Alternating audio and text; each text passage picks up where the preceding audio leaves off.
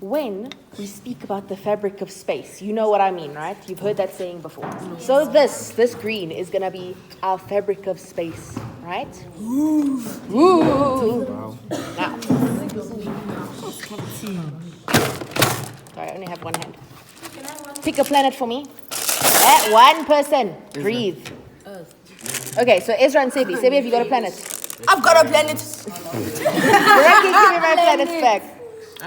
Okay, so you two, I want you to make them move across. Yay! We have limited time. We're gonna do you now. Make them move across the fabric of space. Just let them go and see how they move.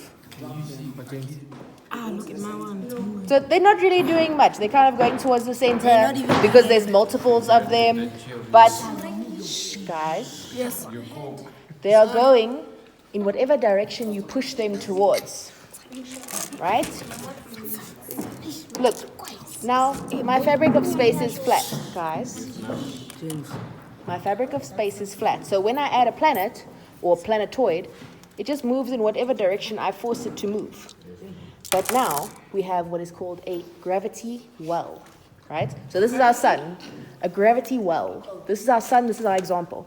The sun is so dense and has so much mass that it makes a dent or a dip in space. Now, pick one planet for me. One. Yes. Okay, Morangi. Now, Morangi, yes. Okay, now make them move again. How are they going to move this planet? Okay, Morangi's destroyed our planet. Do you see they're going towards the center, right? Now, if we add more force, more inertia, in what shape is it moving? A circle. Semicircle. A circle. And all rotating around. It's making an ellipse rotating around the apple. And our Earth orbits in a what around the sun? In an ellipse as well, right? So does it make sense that our Earth orbits the sun in an ellipse and orbits the sun because there is a gravity well pulling it towards the sun, right? Now I want you to watch the marble for me. Do you think it takes more or less force to put it around the outside edge or around the inside edge? When does it have more energy? Around the outside edge or the inside edge? Outside. Outside. It is losing guys. It is losing energy as it goes towards the center, right? Now, do you see it is also rotating faster the closer it gets to the center? Thanks. Yeah, outside.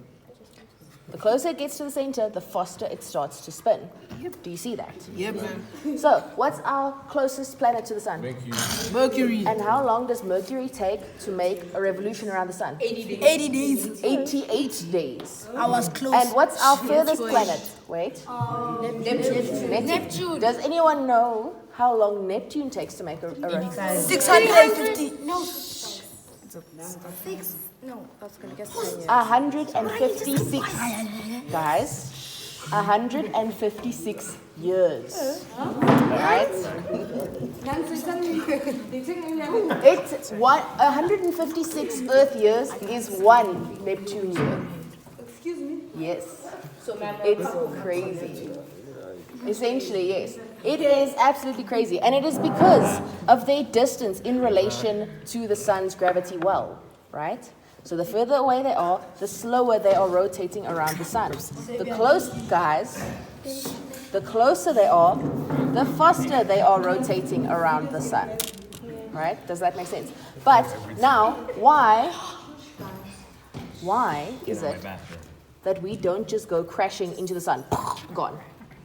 Any theories? Because The sun is hot. Shh, I need hands. Gravitational wall pulling us away. Okay, because of gravity pulling us away. I don't understand, but like It's okay. the Milky, like there's lines. So those lines keep us in orbit. Yes.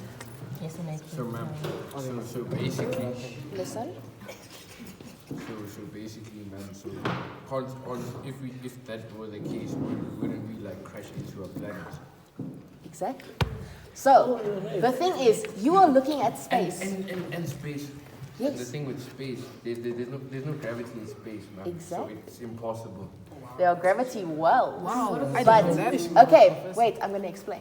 So you are thinking of it as 2D. The Earth the sun is not resting on space like this. It is essentially falling through space.